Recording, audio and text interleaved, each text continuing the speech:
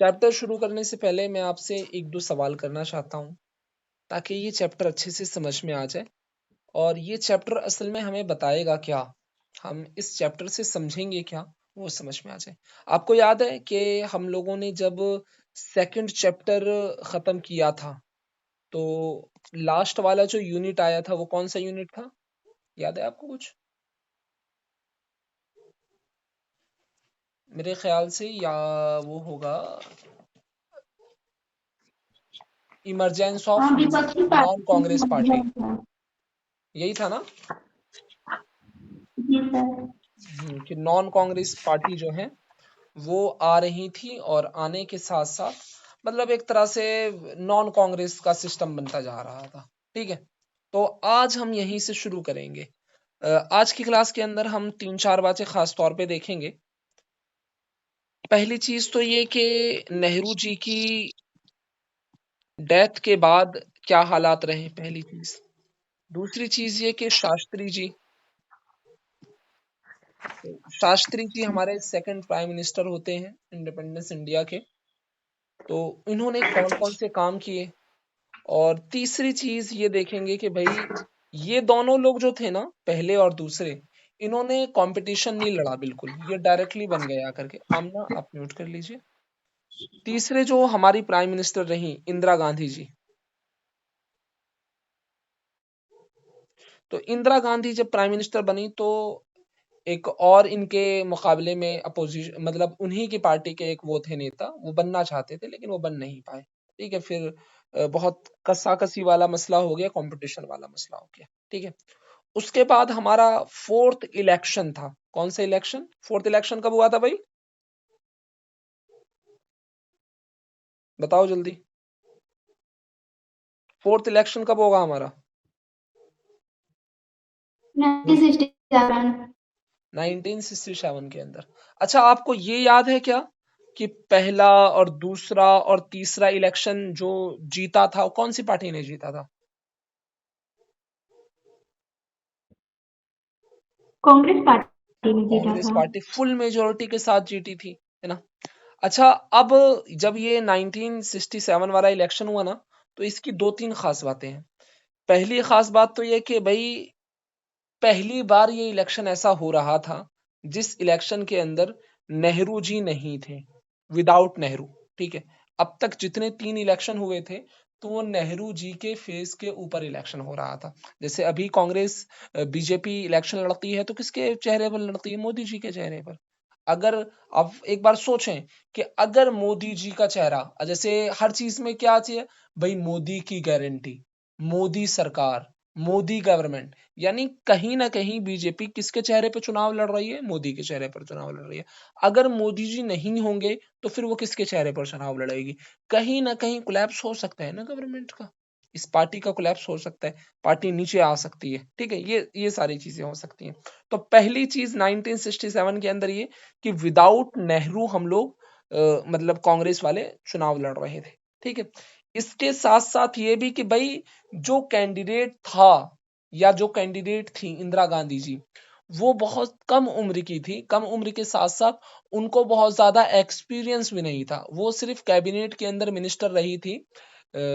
वो भी बहुत कम समय के लिए रही थी, सिर्फ 1 साल के लिए, और वो भी शास्त्री जी के टाइम पर। ठीक है, तो लोगों को ऐसा लगता था कि शायद अब जो है वो ये नहीं बन पाएंगी, ये ऐसा नहीं हो पाएगा। ठीक है, ये चार चीजें हैं। पहली चीज नेहरू जी की डेथ हुई। दूसरी चीज ये कि शास्त्री जी किस तरीके से उभर करके सामने आए। फिर शास्त्री जी की भी डेथ हो गई। और इन शास्त्री जी के टाइम पर दो चीजें हुई। पहली चीज तो ये कि भाई पाकिस्तान से वॉर हुआ। ठीक है, पाकिस्तान से वॉर होने के साथ साथ इनके सामने एक प्रॉब्लम ये थी कि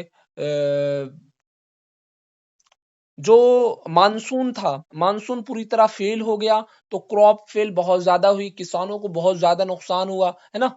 तो ये चीज, तो इन्होंने एक, आज भी आप देखेंगे ना ट्रक के पीछे, ट्रैक्टरों के पीछे एक नारा चलता है, जय जवान जय किसान, है ना? नारा सुना है ये, जी जी। जय जवान जय किसान। आज भी किसान हमारे रोडों पर हैं, वो अलग बात है, पॉलिटिकल चीजें हैं।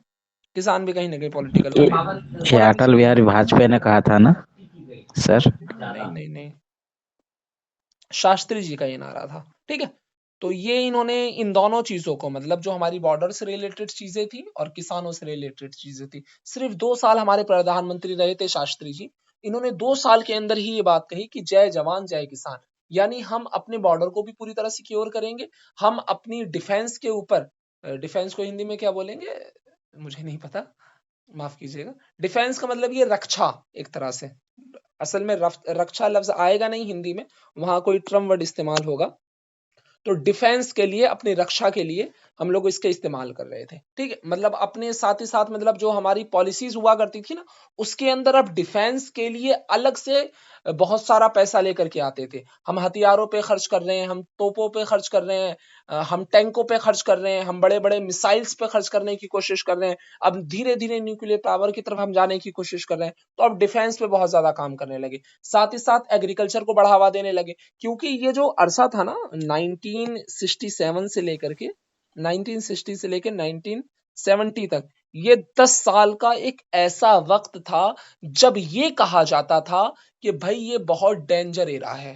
ठीक है, ये जो दहाई है एक, ये बहुत खतरनाक है, क्योंकि 2 प्रधानमंत्री से इसने हमसे छीन लिए।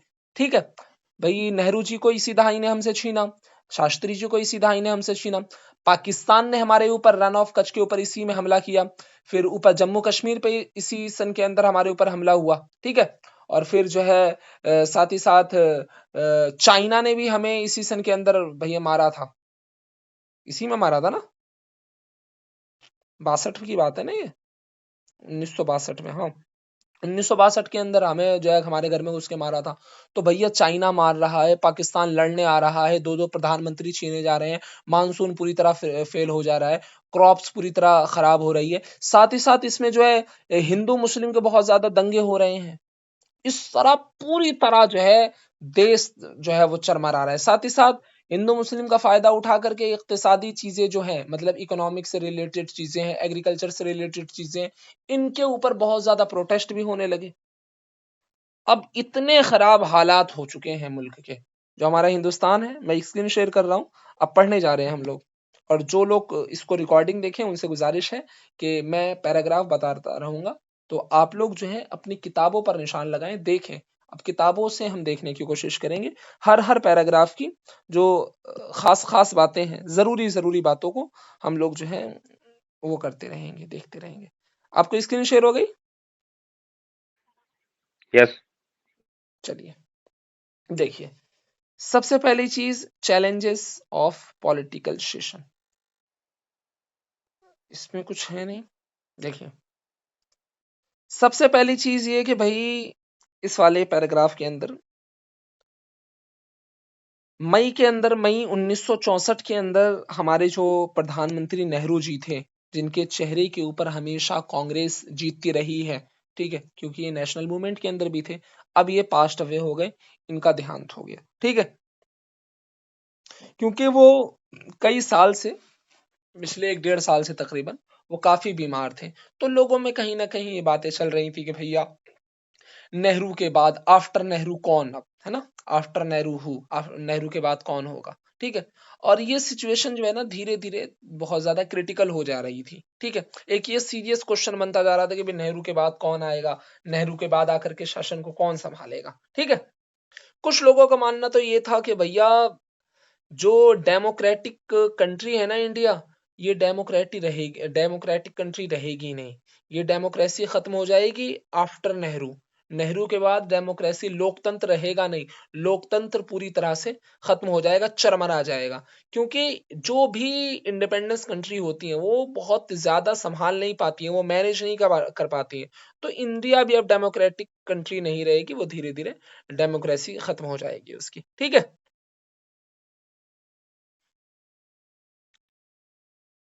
लेकिन ऐसा होता है कि भैया एक नया लीडर हमें हमारे सामने उभर करके आता है, जिसका जिसको हम लोग शास्त्री जी बोलते हैं। तो शास्त्री जी आते हैं, आने के बाद चीजों को संभाल लेते हैं। तो ये जो लोगों का ये कहना था ना कि भाई अब यहाँ तो मतलब आर्मी का रूल होगा, यहाँ पर जो है कोई नया लीडर आकर इसको संभाल ही नहीं पाएगा, सारी चीजें चरमरा जाएंगी। तो इसी वजह से, मतलब इतनी खराबी की वजह से इसको एक डेंजरस डिकेड्स बोला जाता था। मतलब कि ये एक ऐसा वक्त था, ऐसा टाइम था, ये एक ऐसी दहाई थी जिस वक्त सारी चीजें चरमरा रही थी, सारी चीजों की हालत दिन ब दिन खराब होती जा रही थी। ठीक है, साथ ही साथ ये भी था कि भाई ये तो प्रॉब्लम थी, इसी के साथ साथ पॉवर्टी भी थी, अनइक्वालिटी भी थी, कम्युनल और रीजनल डिवीजन था। मतलब कि भाई बिहार वाले अगर दूसरी जगह हैं तो बिहार वालों को बिहारी कह करके भगाया जा रहा है। मतलब जोग्राफिकल रीजन के अंदर भी बहुत ज्यादा लड़ाइयां थी। और साथ ही साथ जो कम्युनल राइट्स हुआ होते हैं, मतलब धर्म के नाम पर, रिलीजन के नाम पर बहुत ज्यादा लोग लड़ते थे। ठीक है, अब देखिए किस तरीके से सत्ता आई नेहरू जी के हाथ से शास्त्री जी के हाथ में, जरा इस पर भी ध्यान दें। तो जब नेहरू जी की डेथ हो गई, वो अपने रब को प्यारे हो गए, तो बहुत सारी जो क्रिटिसाइज हुई थी ये सारी की सारी बेकार हुई। क्यों भाई? जब नेहरू जी चले गए तो हमारे सामने एक बहुत बड़ा चेहरा था, उसका नाम है लाल बहादुर शास्त्री। क्या नाम है भैया? लाल लाल बहादुर बहादुर शास्त्री। शास्त्री। एक बार और चिल्ला करके बोल दो, क्या नाम है? लाल बहादुर लाल बहादुर शास्त्री। शास्त्री। लाल बहादुर शास्त्री। उस वक्त जो कांग्रेस के प्रेसिडेंट होते थे उनका नाम क्या था? के कामराज। क्या नाम था? इन्होंने कुछ के लीडरों से कामराज। मिल करके, मतलब जो लीडर हुआ करते थे और कांग्रेस के कुछ मेंबर ऑफ पार्लियामेंट हुआ करते थे, इन लोगों से मिले और मिल करके इन्होंने कह दिए कि भैया हम में जो सबसे बेहतर है वो लाल बहादुर शास्त्री हैं। तो इनको जो है लीडर बना दिया गया। अच्छा, लीडर किसका बना दिया गया? मतलब प्राइम मिनिस्टर बना दिया गया। ठीक है, अभी इलेक्शन तो नहीं हुआ है ना, विदाउट इलेक्शन बन रहे हैं शास्त्री जी। ठीक है, और जब इनको बनाया गया ना तो बहुत ज्यादा ये कंट्रोवर्शियल भी नहीं था। मतलब ऐसा नहीं था कि किसी को इस पर नाराजी हो, ये किसी को कोई खास नाराजी नहीं थी। क्योंकि इसकी वजह ये थी कि भाई एक तो ये कि ये नेहरू जी से बहुत ज्यादा क्लोज थे। ठीक है, क्लोज होने के साथ साथ ये नेहरू जी की कैबिनेट के अंदर कई साल इन्होंने काम किया था। ठीक है, कई साल तक काम किया था। और जो लास्ट का टाइम था नेहरू जी का, तो ये बहुत ज्यादा शास्त्री जी के ऊपर दिन ब दिन डिपेंड होते जा रहे थे। मतलब नेहरू जी जो थे वो शास्त्री जी के ऊपर बहुत ज्यादा भरोसा किया करते थे। ठीक है, और साथ ही साथ एक ये कि भाई इनके टाइम पर ना रेलवे के अंदर एक बहुत ज्यादा बड़ी दुर्घटना हो जाती है।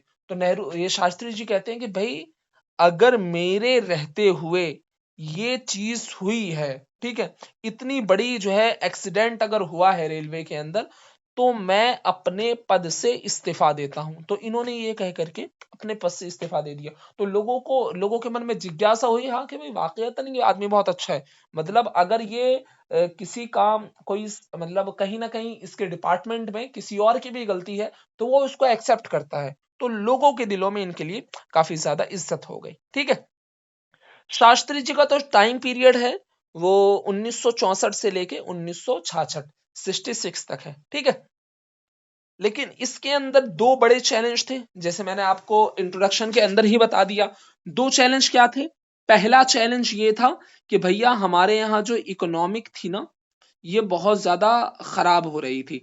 इकोनॉमिक खराब होने की वजह ये थी कि भैया हम लोगों ने एक तो चाइना से युद्ध लड़ा, और युद्ध लड़ने के बाद हम बहुत ज्यादा चरमरा गए। साथ ही साथ प्रॉब्लम ये थी कि भैया हमारा मानसून फेल हो गया था। मानसून फेल हुआ तो सूखा पड़ा, सूखा पड़ा तो हमारा जो फूड क्राइसिस है, मतलब भूखमरी वाली कंडीशन हमारे यहाँ बन जाती है। ठीक है, पाकिस्तान से वॉर याद है पिछले चैप्टर की? भूल गए? अरे याद है, नहीं याद है भैया? जी, नहीं याद है? लास्ट चैप्टर में पढ़े थे ना, एक्सटर्नल रिलेशन वाले में। जी, हाँ, तो ये भी तो इसी वक्त हुआ था, 1965 में हुआ था नहीं वॉर? शास्त्री जी का वक्त था। शास्त्री जी बड़े चालाक आदमी थे। अच्छा, याद है आपको कि एक आदमी था जो कह रहा था नेहरू जी से, ज्यादा भरोसा मत करो चाइना पे, कभी भी धोखा दे देगा। नेहरू जी बोले अरे क्या धोखा देगा, अपना ही आदमी क्या धोखा देगा। तो नेहरू जी क्या, शास्त्री जी बोले नहीं, गलत, कोई भरोसा नहीं है, कभी भी दे देगा। अब नेहरू जी बड़े चालाक आदमी थे, है ना। नेहरू जी ने जो है पकड़ के चाइना को, इसको पाकिस्तान को मारा था, लाहौर तक घुसा घुसा के मारा था, ठीक है। तो ये सब कब हो रहा है, शास्त्री जी के टाइम पे। एक तरफ क्रॉप फेलियर है, मानसून नहीं आया है, सूखा पड़ा हुआ है, बहुत ज्यादा भुखमरी आ गई है। दूसरी तरफ आप देख रहे हैं तो हमारे बॉर्डर्स के ऊपर एक तरफ चाइना है, दूसरी तरफ पाकिस्तान है। हमारा पूरा इंडिया दो ही कंट्री से घिरा हुआ है। एक तरफ आप जो है वेस्ट में देखो चाइना है, ईस्ट में देखो तो कहीं ना कहीं पूरा आपको चाइना देखने के लिए मिल जाता है ईस्ट की तरफ, और पूरा नॉर्थ की तरफ, ठीक है। और इधर हल्का सा ऊपर वेस्ट की तरफ जाएंगे तो उधर से लेकर के समंदर के किनारे तक, रन ऑफ कच्छ तक, गुजरात तक, और ऊपर जम्मू कश्मीर तक पाकिस्तान ने घेर रखा है। अब दोनों ही ये सुसरे हमला कर रहे थे हमारे ऊपर, अब दोनों ही हमला कर रहे थे, साथ ही साथ मुल्क के हालात खराब थे। तो इन दोनों को मद्देनजर रखते हुए इन्होंने एक नारा दिया, वो नारा था जय जवान जय किसान, जय जवान जय किसान, ठीक है। कौन देने वाला है ये नारा? शास्त्री जी। मेरे ख्याल से आज के बाद कभी भूलोगे नहीं कि ये नारा किसने दिया, ठीक है। लेकिन भैया हुआ ऐसा, हमेशा हालात अच्छे थोड़ी रहते हैं। पाकिस्तान को घुसा करके लाहौर तक मारा तो क्या हुआ, जय जवान जय किसान का नारा दिया तो क्या हुआ। आखिरकार 2 साल प्रधानमंत्री रहे, और जब पाकिस्तान को मार के आए थे ना लाहौर तक, तो ताशकेत फाइल, अच्छा एक मूवी है, मूवी देख लेना मेरे कहने पे, ताशकेत फाइल करके ना, 2-3 घंटे की मूवी है। वो ये है कि आखिरकार शास्त्री जी, इसको देख लेना, मतलब नाम भूल जाना तो इसको वीडियो में अपलोड कर दूंगा थोड़ी बहुत देर में, ये सुबह तक अपलोड पक्का हो जाएगी। ताशकेत फाइल करके एक मूवी है, वो देख लेना। उससे आपको ये पता चलेगा कि आखिर में ये जो शास्त्री जी का देहांत हुआ तो किस वजह से हुआ था, ठीक है। तो अचानक, कोई तबीयत खराब नहीं थी, कुछ नहीं थी, तो उज्बेकिस्तान के अंदर ताशकेत एक जगह है, वहां पर सडनली इनका एक्सपायर हो जाते हैं, इनका देहांत हो जाता है, पास्ट अवे हो जाते हैं। यहाँ ये गए थे मोहम्मद अयूब खान, जो प्रेसिडेंट थे, उनसे जो वॉर हुआ था उसके लिए एक तरह से ट्रीटी करने के लिए गए हुए थे, ठीक है। अब ये देखिए, यहां तक बात समझ में आ गई? जी। क्लियर है भैया शास्त्री जी का मसला? शास्त्री जी दोबारा लौट के नहीं आएंगे, आप चैप्टर में खत्म हो गए हैं शास्त्री जी। हल्का सा इसमें इंट्रोडक्शन दे दिया इन्होंने कि भैया ये मिनिस्टर रहे थे यूपी कैबिनेट के अंदर, जनरल सेक्रेटरी रहे थे कांग्रेस के, और यूनियन कैबिनेट भी रहे हैं ये 5 साल तक, ठीक है। और इन्होंने रिजाइन दे दिया था कि एक एक्सीडेंट हो गया था उसके अंदर, ठीक है। और जय जवान जय किसान इनका बहुत मशहूर नारा है। चले आगे। जी मैडम। जैसे ये लाल बहादुर शास्त्री ने जय जवान जय किसान का नारा दिया, वो क्यों ये नारा दिए थे? अरे मैडम, ये भी कोई बात हुई भले आदमी। मैं बता रहा हूं, 2 प्रॉब्लम थी। एक बॉर्डर वाली प्रॉब्लम, जवान कौन होता है? बॉर्डर पे जवानी तो लड़ते हैं ना। ये लोगों के मन के अंदर जिज्ञासा पैदा करने के लिए नारा दिया था, ताकि इनका हम मुकाबला कर सकें। यानी जाहिर सी बात है कि आप जब किसी को नारा दोगे, जब आप किसी को कोई स्लोगन दोगे, तो उसका कोई पॉजिटिव, मतलब उनको सॉल्व करने का पॉजिटिव तरीका भी तो आपके पास होना चाहिए ना। तो इससे हिम्मत मिले, इसलिए नारा दिया था। और साथ ही साथ इन दोनों मुद्दों पे हम अच्छे से काम करें, इसलिए भी ये नारा दिया था। पिछले आधे घंटे से यही बता रहा हूं। बात समझ आई? नहीं आई तो दोबारा बताता हूं। निशा, बात समझ आ आई? गई सर। नहीं आई तो दोबारा बता दूंगा, कोई बात नहीं। मैं अगर आपकी थोड़ी बहुत मजाक बना दूं तो कोई, आपको किसी को पता नहीं चलेगा, आपका चेहरा नहीं दिखाई दे रहा, कोई बात नहीं। चलिए, किसी को भी समझ में कोई बात ना आए ना, तो आप दोबारा पूछ सकते हैं, नो प्रॉब्लम। अब ये है कि भैया पहले माइंड फ्रेश कर देता हूं हंसा करके, ताकि थोड़ा सा जल्दी समझ में आ जाए। देखिए आगे, अब शास्त्री जी तो चले गए भैया, अपने रब को प्यारे हो गए। अब आती हैं इंदिरा गांधी। कौन आ रही हैं? इंदिरा गांधी। इंदिरा गांधी आ रही हैं। लेकिन इंदिरा गांधी का आना कोई आसान थोड़ी था। यहां तो होगा भैया कंपटीशन। अच्छा, इंदिरा गांधी के अब्बा कौन थे? नेहरू जी। शास्त्री जी। नेहरू। जवाहरलाल नेहरू। नेहरू। जवाहरलाल नेहरू थे। कैसी बातें कर रहे हो बबुआ। ठीक है, ये थे हमारे नेहरू जी की लड़की हुआ करती थी। तो इनके मुकाबले में एक बहुत बड़े नेता थे, उनका नाम था मोरारजी देसाई। कौन था? मोरारजी देसाई। ये चीफ मिनिस्टर भी रहे थे बॉम्बे के। बॉम्बे स्टेट हुआ करता था उसमें। असल में जो है ना, बॉम्बे अलग नहीं हुआ था। आज का महाराष्ट्र और गुजरात, ये दोनों, ये आपका ये वाला इलाका हो गया ना, तो ये वाला इलाके के ये चीफ मिनिस्टर, सीएम जिसको बोलते हैं, वो रहे थे। ठीक है। और साथ ही साथ ये जो है मिनिस्टर भी रहे थे सेंटर के अंदर। तो बहुत एक तरह से एक्सपीरियंस वाले नेता, लीडर हुआ करते थे।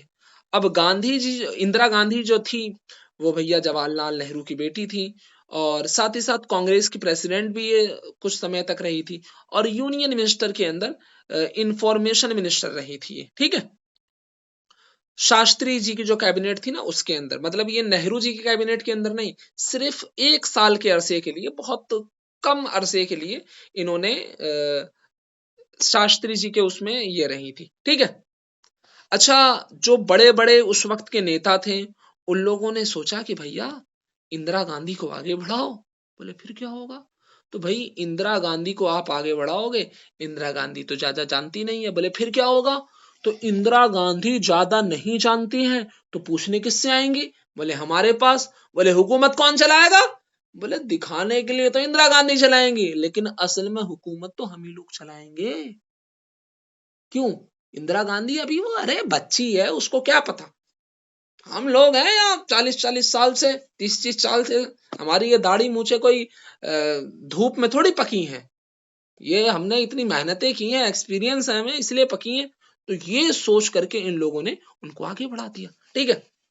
लेकिन आगे तो बढ़ा दिया, इन्होंने फिर मामला खराब कर दिया। कैसे खराब कर दिया उसको आगे देखेंगे, पहले इसको ही समझ लीजिए।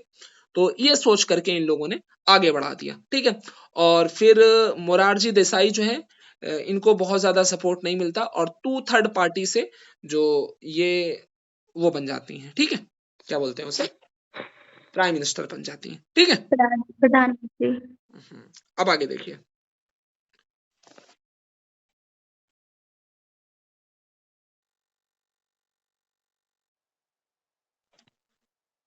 अब जो हमारी प्रधानमंत्री हैं इंदिरा गांधी जी, ठीक है, तो इनको थोड़ा सा वक्त लगा कि भाई पॉलिटिकल चीजों को समझें, थोड़ा सा इनको सेटल होने में थोड़ा सा वक्त लगा था, क्योंकि इनको जी सर आप स्क्रीन शेयर किए हैं क्या?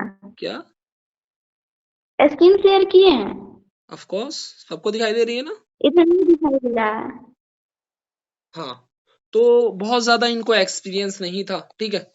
तो इंदिरा गांधी जी हमारी प्राइम मिनिस्टर बन जाती हैं। ठीक है।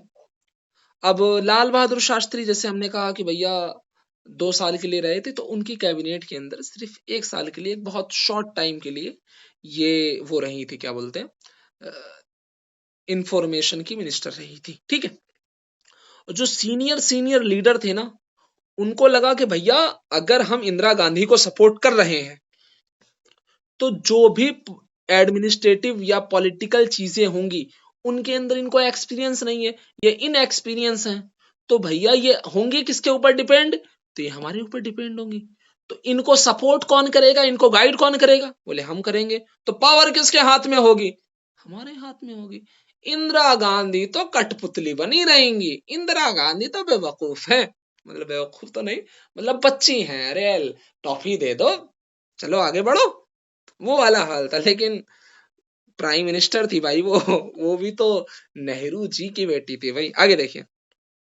सिर्फ 1 साल के अंदर जब वो प्राइम मिनिस्टर बनी, तो उनको लगा कि भैया हमें जो है अपनी चीजों को, जो इकोनॉमिक सिचुएशन है कंट्री के अंदर, हमें इसको बहुत ज्यादा इस पर जैसे हमने बताया ना कि अभी जय जवान जय किसान, तो जो किसानों की हालत बद से बदतर हो गई है, या फिर एग्रीकल्चर बहुत ज्यादा कोलैप्स कर रहा है, या फिर जो खेती है, ज़राअत की चीजें हैं, वो बहुत ज्यादा खराब हो रही हैं, तो उस पे हमें काम करने की जरूरत है।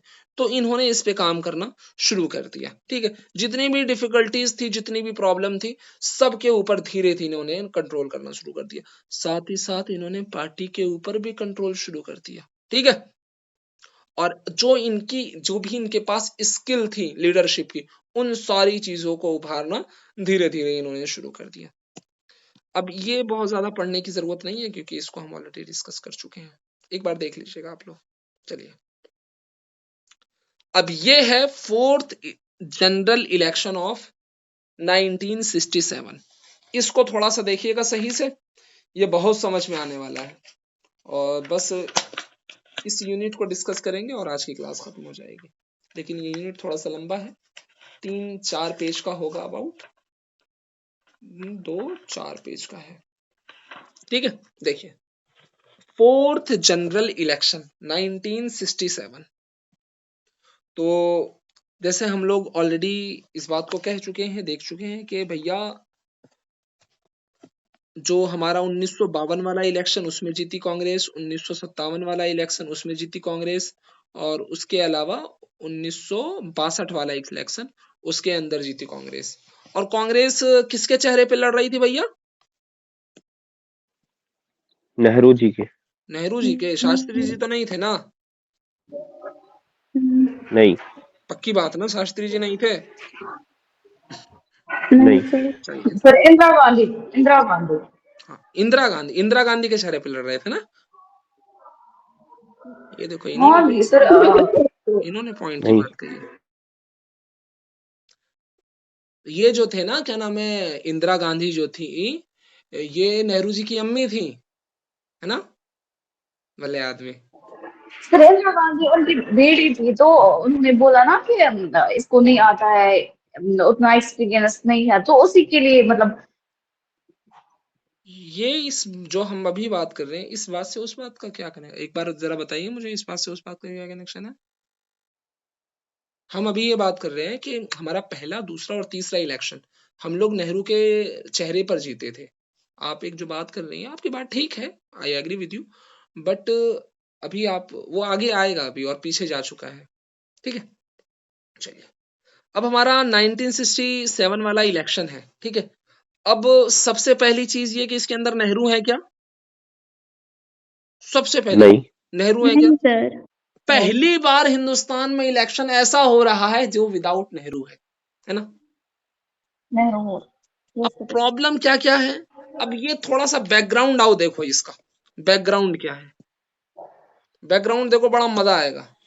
सबसे पहली चीज तो ये कि भैया, इस इलेक्शन से पहले एक नहीं, दो प्राइम मिनिस्टर सिर्फ 2 साल के अरसे में अपने रब को प्यारे हो गए, चले गए। ठीक है, अब एक नया प्राइम मिनिस्टर बना है या बनी है, जो जिसको बहुत ज्यादा मतलब उसने ऑफिस बहुत ज्यादा संभाला नहीं है, उसको आता नहीं है चलाना वालाना, वो बस यूं ही है, उसको बहुत ज्यादा कुछ आता नहीं है। ठीक है, आगे हम देखेंगे इन्होंने कह दिया है अगले चैप्टर के, भैया थोड़ा सा ही बताने की।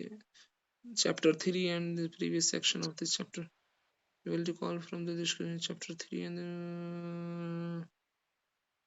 अच्छा, ये इकोनॉमिक की बात कर रहे हैं। ये तो था कि भैया 2 प्रधानमंत्री ये दहाई हमसे लेकर चला गया, साथ ही साथ जो इकोनॉमिक क्राइसिस थे, ये भी भैया थे, इसमें कोई शक नहीं। साथ ही साथ अभी जैसे हमने कहा कि भैया हमारा जो मानसून था फेल हो गया, सूखा पड़ गया, लोगों को जो है खाने के लाले पड़ने लगे, एग्रीकल्चर पूरी तरह खत्म हो गया, एग्रीकल्चर प्रोडक्शन पूरी तरह खत्म हो गया, फूड यानी जो खाने पीने की चीजें उसका जो है शॉर्टेज हो गया, कमी पड़ने लगी, बाहर से हम लोग वो करने लगे, है ना? तो बाहर से हम लोग चीजों को लेने लगे। ठीक है, और जो हमारा इंडस्ट्रियल प्रोडक्शन होता है, ये भी कहीं ना कहीं खत्म हो रहा था। ठीक है, और साथ ही साथ ये कि हमारा जो मिलिट्री से रिलेटेड चीजें थी, मिलिट्री की चीजें भी आपने देखी कि भैया एक तो वॉर वाला देख लीजिए आप थोड़ा सा, कि भैया वॉर से मामला खराब हो रहा था। चाइना वाला वॉर देख लीजिए, पाकिस्तान वाला वॉर देख लीजिए, है ना? साथ ही साथ अब हम लोगों ने अपना ध्यान कहीं ना कहीं डिफेंस के ऊपर, मिलिट्री के ऊपर, आर्मी के ऊपर भी लगा दिया था, सेना के ऊपर लगा दिया था। ठीक है। और साथ ही साथ हमने एक काम और कर दिया था कि भैया हमारा जो प्लानिंग है ना, हम प्लान जहां एग्रीकल्चर के लिए कर रहे हैं, जहां हम प्लान इंडस्ट्री के लिए कर रहे हैं, वहीं अब हम प्लान कहीं ना कहीं डिफेंस के लिए भी कर रहे हैं। पहले बाज़ाब्ता नहीं था, क्योंकि हमारा आर्टिकल 51 डीपीएसपी का वो यही कहता है ना कि भैया हमें तो पीस लेकर के आनी है, आर्मी से पीस थोड़ी आती है, बंदूकों से बड़े बड़े हथियारों से पीस थोड़ी आती है। इससे हमें थोड़ा दूर जाना है। हमारे नेहरू जी का भी यही मानना था। उनका मैं ये नहीं कहता कि वो गलत थे, उनका नजरिया अपनी जगह बहुत अच्छा था, ठीक है। तो और साथ ही साथ एक प्रॉब्लम ये थी कि भैया जो पहले 5 रुपए एक डॉलर के बराबर हुआ करता था, डॉलर जो है थोड़ा सा और ऊपर उठ गया, हमारा पैसा जो है नीचे गिर गया। तो लोगों को लगने लगा कि भैया हमारा जीडीपी तो नीचे जा रहा है, हमारे पैसे की वैल्यू तो नीचे आ रही है, ठीक है। और साथ ही साथ जब इकोनॉमिक क्राइसिस होते हैं ना, देखो कहीं भी इकोनॉमिक क्राइसिस होंगे तो प्रोटेस्ट हर हाल में होंगे, होंगे नहीं होंगे। तो जब प्रोटेस्ट होने लगे, क्योंकि अनएम्प्लॉयमेंट, बेरोजगारी बहुत ज्यादा बढ़ने लगी, इकोनॉमिक कंडीशन बहुत ज्यादा चरमरा सी गई, ठीक है। तो हड़तालें कि भाई आज देश बंद है, आज ये आज भी हो रहे हैं, क्योंकि आज भी ये कहीं ना कहीं कंडीशन हो रही है थोड़ी बहुत। अब मैं उस टाइम था नहीं कि मैं बहुत अच्छे से देख पाऊँ उस टाइम कैसी थी, आज है तो, क्योंकि हमें उस वक्त की वो बातें पता चलती है ना जो न्यूज में है।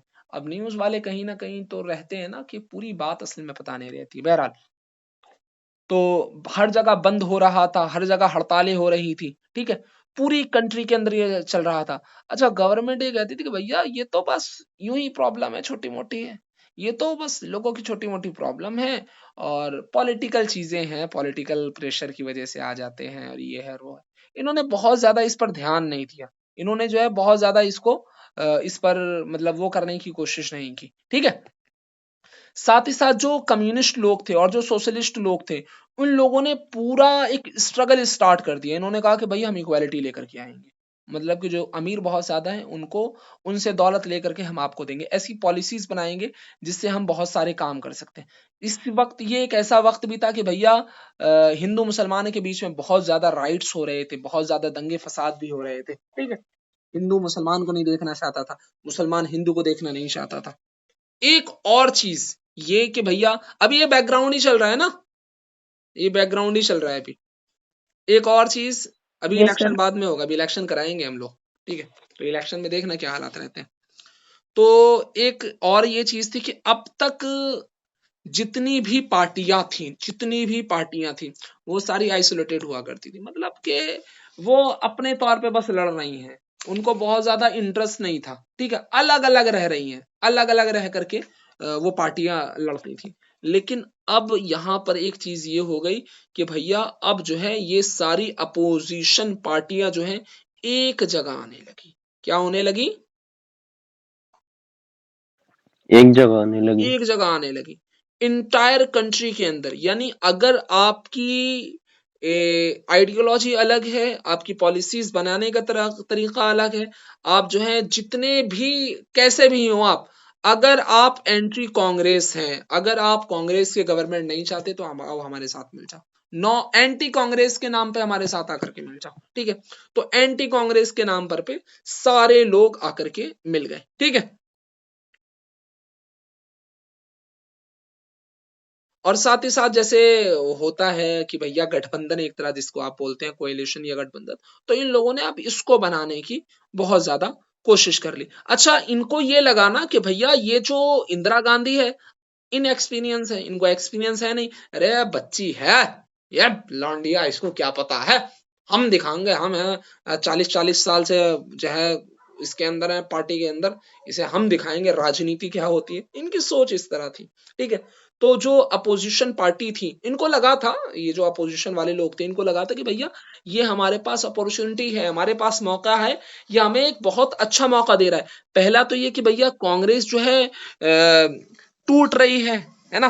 कांग्रेस जो है अलग अलग, मतलब क्योंकि जब ये आई ना, क्या नाम है, इंदिरा गांधी आई, तो धीरे धीरे इन्होंने पार्टी के ऊपर मजबूती बना ली। अब ये जो पीछे वाले बड़े बड़े बुड्ढे सोच रहे थे, बोले लड़की को आगे कर दो, लौंडिया को आगे करो, और लौंडिया को आगे कर दो कि पीछे सपोर्ट हमारे पास मांगने आएगी। इन्होंने नहीं मांगा कोई भी सपोर्ट, इन्होंने कहा ताऊ चाय पियो तुम, कानून हम पढ़ाएंगे तुम्हें, हम चलाएंगे सियासत, राजनीति क्या होती है हम सिखाएंगे तुम्हें। अब चच्चा बैठ के जो है हुक्का पी रहे हैं बैठ के आराम से, चच्चा सोच रहे वाले लौंडी आएगी हमसे आके पूछेगी, मशवरा करेगी हमसे, कुछ जो है डिस्कशन करेगी। लौंडी आ ही नहीं, वो तो पढ़ी लिखी है, वो तो आराम से जो है हुकूमत चला रही है। अब ये बड़े परेशान। तो बड़े बड़े जो दिग्गज नेता थे, बड़े बड़े जो जो है महान नेता हुआ करते थे, अब इनको भी पूरी तरह एहसास होने लगा कि भैया मामला खराब है। ठीक है। अच्छा, ये जो अपोजिशन वाले थे, ये लोग सोच रहे थे कि भैया बात ऐसी है कि एक तरफ कांग्रेस के नेता नाराज हैं और दूसरी तरफ जो है इंदिरा गांधी जो है बहुत अच्छी, मतलब बच्ची हैं अभी, तो हमारे पास मौका है कि हम लोग आए और आकर के वो बना लें, मतलब हम लोग आकर के एंटी कांग्रेस गवर्नमेंट बना सकते हैं। ठीक है। एक बहुत बड़े सोशलिस्ट नेता हुआ करते थे, इनका नाम था राम मनोहर लोहिया। क्या नाम है भैया? राम राम मनोहर मनोहर लोहिया। लोहिया। तो इन्होंने नॉन कांग्रेस की जो वो मतलब लैंग्वेज दी थी, या जो एक तरह का स्टेटमेंट दिया था, वो इन्होंने ही दिया था। ठीक है। अरे ओ, समझ रहे हो नहीं समझ रहे हो ये मेरी बात नेहरू को के मलयाल समय में? में नहीं था क्या, जी जो ये गैर कांग्रेसवाद है, जो नेहरू के समय ये नहीं था? नहीं था, बहुत वहां था मतलब, लेकिन ऐसा नहीं था, गैर कांग्रेसवाद की कोई आइडियोलॉजी नहीं थी वहां पर, क्योंकि वहां उस वक्त तक लोग मुत्तफिक थे ना। अब नेहरू जी जा चुके हैं। अभी जैसे जब तक मोदी जी हैं, है किसी पार्टी में हिम्मत कि मोदी जी के सामने आ जाए? इंदिरा, वो क्या नाम है, राहुल गांधी कितना पढ़ा लिखा नेता है, सामने नहीं टिक पाता है, क्योंकि पॉपुलैरिटी है भाई बंदे की। अब ये सोचो कि मोदी जी को आजादी में तो लड़ने गए नहीं थे। मतलब ऐसा नहीं कि मैं उस पार्टी के खिलाफ हूँ या आइडियोलॉजी के खिलाफ, बिल्कुल नहीं। मैं आपको सिर्फ समझाने के लिए बात जहन के आपके करीब हो जाए इसलिए कह रहा हूँ। बड़े बड़ा नेता नहीं टिक सकता, सारा वोट सब कुछ मोदी जी के नाम पे होता है। अब एक बार फर्ज करो बीजेपी से थोड़ी देर के लिए मोदी जी को हटा लो, किसके नाम पे वोट मांगोगे?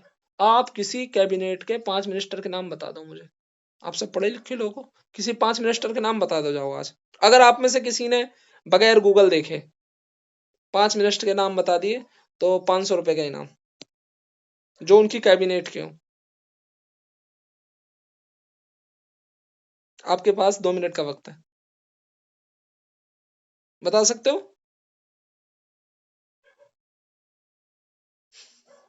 नहीं, मुझे खुद को नहीं पता, आपको क्या बताऊं, मुझे खुद को नहीं पता।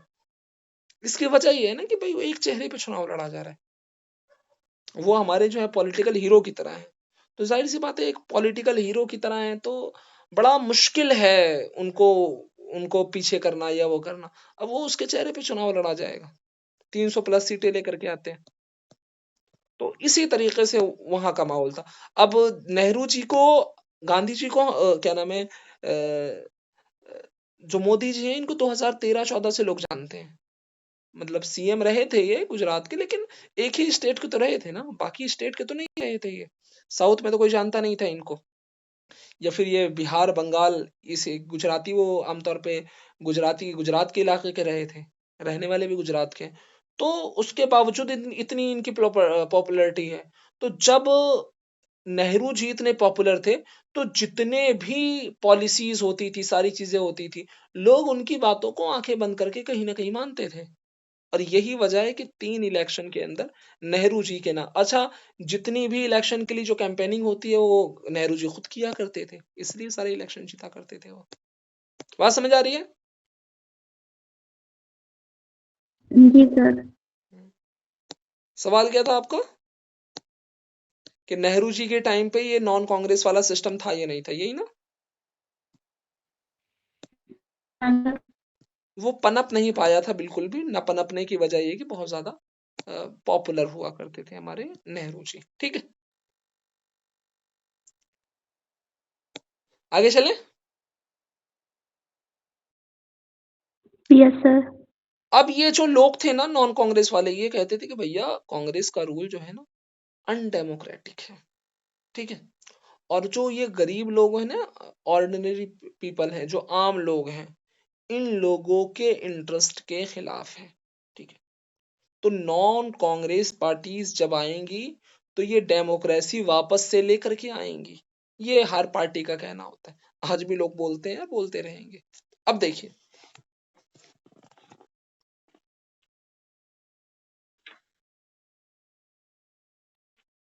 जो इलेक्शन था, इलेक्शन का नतीजा क्या आया? आपको समझ में आ रहा है ना कि भैया हर तरफ मामला खराब हो रहा है, ठीक है। अब देखिए इलेक्शन का नतीजा क्या निकल करके आया। तो जो हमारा 4th इलेक्शन था, यह फरवरी में होता है, ठीक है। लोकसभा और स्टेट असेंबली के इलेक्शन होते हैं, ठीक है। और ये फर्स्ट इलेक्शन था जो विदाउट नेहरू हो रहा था।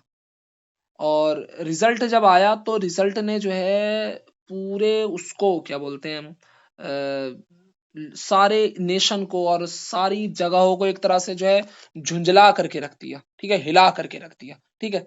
हुआ ऐसा कि भैया 1952 के अंदर जो है 1952 के बाद से अगर सबसे ज्यादा कहीं वोटों की सीटें कम थी तो इस मर्तबा कम थी, ठीक है। और जो खुद इंदिरा गांधी के मिनिस्टर थे, कैबिनेट मिनिस्टर हुआ करते थे, आधे से ज्यादा वो लोग मतलब अपनी सीटों को हार चुके थे। बहुत सारे नाम हैं जो पॉलिटिकल लोग थे जो अपनी सीटों को हार चुके थे, ठीक है। उनका नाम आप कामराज तमिलनाडु में कह सकते हैं, एस के पटेल महाराष्ट्र में कह सकते हैं, अतुल्या घोष जो है वेस्ट बंगाल के अंदर, के बी सहाय जो है बिहार के अंदर, ये इनके कैबिनेट के मिनिस्टर थे जो हार गए थे। तो इतनी बुरी हार इनकी हुई थी, ठीक है। ये देखिए कुल मिलाकर के जो है ना 9 स्टेट के अंदर नॉन कांग्रेस की गवर्नमेंट आई थी। कितने स्टेट के अंदर? 2 स्टेट के अंदर। 9 स्टेट के अंदर। और 9 में से सिर्फ एक स्टेट ऐसी थी जहां फुल मेजोरिटी पार्टी के साथ आई थी। बाकी जो 7 जगहें ऐसी थी, शायद 6 या 7 जगहें थी जहां पर कोएलिशन के साथ गवर्नमेंट आई थी। बल्कि 2 या 1 या 2 जगह छोड़ करके, हम इसको अभी आगे पढ़ेंगे, सारी जगहें ऐसी थी जहां पर कोएलिशन के साथ गवर्नमेंट आई थी। मतलब कि 1 2 3 पार्टी मिला करके आई और आकर के उन्होंने कोएलिशन किया, गठबंधन किया, और गठबंधन बनाने के बाद उन लोगों ने पार्टियां बना ली, ठीक है। और वो डीएमके करके कोई पार्टी हुआ करती थी, उसने सिर्फ ये किया था। आगे देखिए, इसी को ये बता रहे हैं इसके अंदर।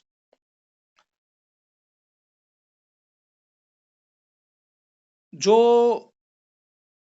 ये कह रहे हैं dramatic nature of the political change would be more apart, मतलब ये कि जो एक तो ये कि लोकसभा के अंदर बहुत कम सीटें आई, लोकसभा के अंदर बहुत कम सीटें आने के साथ साथ जैसे तैसे उन्होंने गवर्नमेंट बना ली। लेकिन जो स्टेट लेवल था ना, तो कांग्रेस पार्टी ने तकरीबन 7 स्टेट ऐसे थे जिसके अंदर डायरेक्ट वो हार गई थी, क्या बोलते हैं, मतलब हार गई थी इलेक्शन, ठीक है।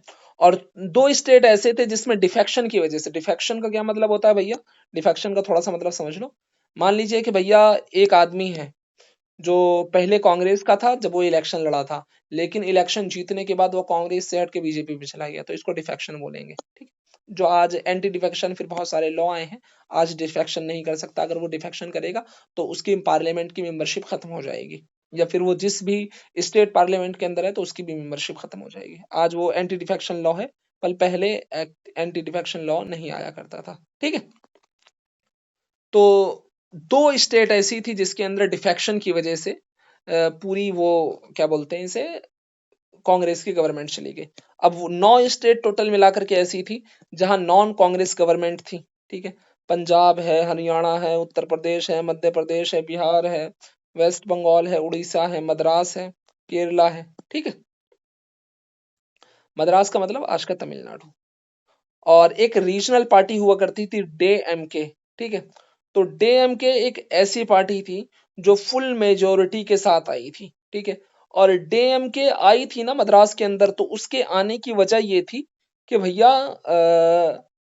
जितने भी स्टूडेंट थे, जितने भी बड़े बड़े लोग थे, वो इस चीज का प्रोटेस्ट कर रहे थे कि भैया आप हिंदी को ऐसे ऑफिशियल लैंग्वेज, राष्ट्र की भाषा की तरह आप घोषित नहीं कर सकते, ठीक है। इसके प्रोटेस्ट में ये पूरी गवर्नमेंट पावर के अंदर आई थी, ठीक है। और फर्स्ट मर्तबा ऐसा हुआ था कि कोई पार्टी अपने बलबूते पर, नॉन कांग्रेस है और उसने मेजोरिटी हासिल की है किसी स्टेट के अंदर, और अपने बलबूते पर हासिल की है, ठीक है। और बाकी जो 8 जगहें थी वहां कहीं ना कहीं कोएलिशन हुआ था, और 2 जगह खास तौर पे ऐसी थी जहां पर डिफेक्शन की वजह से वो लोग जीते थे। टोटल 9 स्टेट ऐसे हैं। ठीक है, बात समझ आ गई? अरे बात जी। समझ आ गई नहीं आई? एक बड़ी मशहूर कहावत थी उस वक्त कि भैया हावड़ा से दिल्ली के लिए बैठो या दिल्ली से हावड़ा के लिए बैठो, तो आपकी ट्रेन या आपका रास्ता कहीं भी सिंह जहां कांग्रेस का रूल हो वहां से पास ही नहीं होता था। ठीक है, यानी वो सारे कहीं अब कांग्रेस है ही नहीं। ठीक है, साथ ही साथ ये भी कहा जाता था, बड़ा पहली मर्तबा ऐसा हो रहा था कि नॉन कांग्रेस गवर्नमेंट आ रही थी स्टेटों के अंदर, 8-8 9-9 स्टेट के अंदर। आज भी जो है 8-8 9-9 उसके अंदर अगर किसी की वो आ जाए तो बहुत उम्मीद रहती है कि भैया अब ये सेंटर से खत्म हो जाएगी। सेम ये चीज हो रही थी। अब देखिए कोएलिशन, गठबंधन, बहुत सारी जगहों पर इन लोगों ने गठबंधन की शुरुआत की। देखिए 1967 के अंदर जितनी भी स्टेट के अंदर नॉन कांग्रेस गवर्नमेंट आई थी, तो वहां किसी को मतलब एक को डीएमके को छोड़ करके बाकी कोई भी पार्टी ऐसी नहीं थी जिसने फुल मेजोरिटी हासिल की हो। हर जगह जहां भी नॉन कांग्रेस पार्टी आई तो इन लोगों ने कहीं ना कहीं आ करके एक तरह से कोएलिशन किया, गठबंधन किया, और गठबंधन की बिना पर ये लोग आए। उनके जो गठबंधन का नाम था वो था एसवीडी। क्या नाम था? SVD। एसवीडी। ठीक है, संयुक्त विधायक दल। ठीक है, एसवीडी हुआ करता था। ठीक है, अच्छा इन लोगों ने जो कोएलिशन किया था ना, गठबंधन किया था, इन्होंने आइडियोलॉजी को नहीं देखा था, नजरिए को नहीं देखा था, पॉलिसी किस तरह बनानी है इसको नहीं देखा था। जैसे एक बिहार की एग्जांपल लेते हैं, जो एसवीडी था गवर्नमेंट बिहार के अंदर। आमना प्लीज म्यूट कर लीजिए। एसवीडी जो गवर्नमेंट थी ना बिहार के अंदर, इसमें देखिए कहीं ना कहीं एसएसपी भी है, पीएसपी भी है, सीपीआई भी है, और जनसंघ भी है। इन सब की आइडियोलॉजी बिल्कुल अलग अलग है, उसके बावजूद भी ये कहीं ना कहीं आते हैं और एक साथ आकर के कोएलिशन कर लेते हैं। ठीक है, और पंजाब के अंदर पॉपुलर यूनाइटेड फ्रंट के नाम से, मतलब PUF के नाम से ये लोग आते हैं। ठीक है, यहाँ पर भी बहुत सारी पार्टियों ने, सीपीआई है, सीपीआई है, सीपीआईएम है, मतलब ये जो कम्युनिस्ट पार्टी ऑफ अलग थी, मतलब 2 अलग अलग इसके हिस्से बन गए थे। साथ ही साथ एसएसपी थी, भारतीय जनसंघ थी, रिपब्लिकन पार्टी थी। तो इन सब लोगों ने आकर के कहीं ना कहीं गठबंधन बना लिया था। ठीक है, तो अलग अलग गठबंधन की सरकारें आई और इन लोगों ने सरकारों ने आकर के वो बना लिया। ठीक है, गवर्नमेंट बनाई। अब आके एक चीज और देखिए, बस इस पर आपकी क्लास खत्म हो जाएगी, मैं आपको ज्यादा लंबा खींच करके लेकर नहीं जाऊंगा। डिफेक्शन, डिफेक्शन का मतलब समझ में आया? जैसे मैंने भी आपको बताया। जी। क्या मतलब बताइए मुझे एक बार। यानी जो कोई नेता बीजेपी से जीत गया, उसके जीतने के बाद में फिर दूसरी पार्टी में पहुंच जाना। हाँ, एक पार्टी से जीत करके दूसरी पार्टी में पहुंच जाना, यही बात कह रहे हैं कि 1967 के इलेक्शन की एक चीज ये भी थी, डिफेक्शन। ठीक है, इसका मतलब ये था कि भैया, और ये चीज ना खासकर जो स्टेट गवर्नमेंट थी उसके अंदर हमें देखने के लिए मिलता है। डिफेक्शन का मतलब ये है कि भाई आपने आप जिस पार्टी को रिप्रेजेंट कर रहे थे या जिस पार्टी के चेहरे के जरिए आप जीत करके आए थे इलेक्शन, आप आए जीत करके, इलेक्ट होने के बाद आपने दूसरी पार्टी को ज्वाइन कर लिया। ठीक है,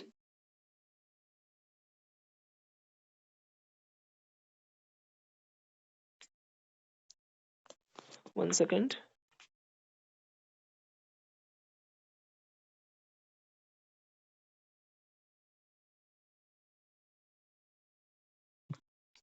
हाँ, कहते हैं हम लोग। हाँ, 1967 के बाद जो हमारे 3 स्टेट हैं, हरियाणा, मध्य प्रदेश और उत्तर प्रदेश, तो जो भी बागी लीडर थे नॉन कांग्रेस, मतलब के जो कांग्रेस से नाराज थे या कांग्रेस से निकल गए थे या इंदिरा गांधी को अपना वो नहीं मानते थे, तो उन लोगों ने खास तौर पे मतलब सपोर्ट करके 3 स्टेट के अंदर, हरियाणा, मध्य प्रदेश और उत्तर प्रदेश के अंदर नॉन कांग्रेस गवर्नमेंट वो लेकर के आए थे। ठीक है, अच्छा यहाँ एक वो चलती है, आया राम और गया राम। ठीक है, तो इसको हम, एक स्टोरी है इसका, आपके एग्जाम से कोई खास ताल्लुक नहीं है, लेकिन मैं आपको बता देता हूँ। ऐसा हुआ कि भैया एक आदमी था, उसने सिर्फ कुछ ही दिनों के अंदर, इसमें शायद डेट लिखी होगी,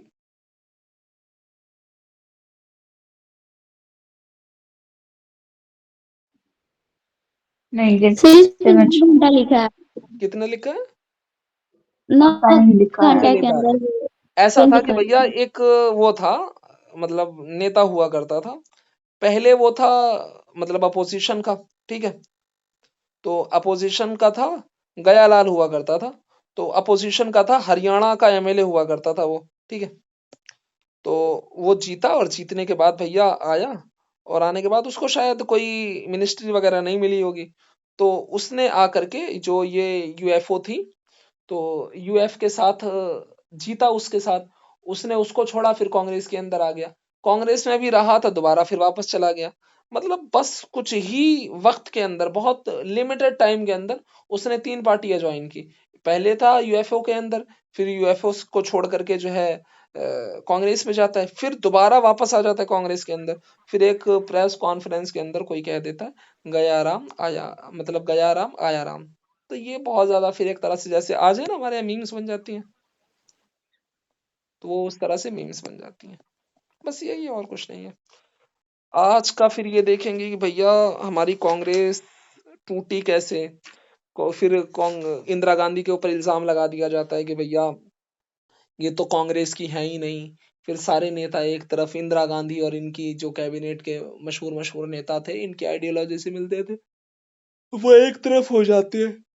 उसके बाद अगले चैप्टर मेरे ख्याल से इमरजेंसी के ऊपर है, बहुत अच्छे से समझ में आने वाली हैं चीजें। फिर ये दोबारा से इलेक्शन होते हैं और बाकी चीजें होती हैं, फिर बहुत अच्छी ज्यादा सीटें लेकर के आती हैं।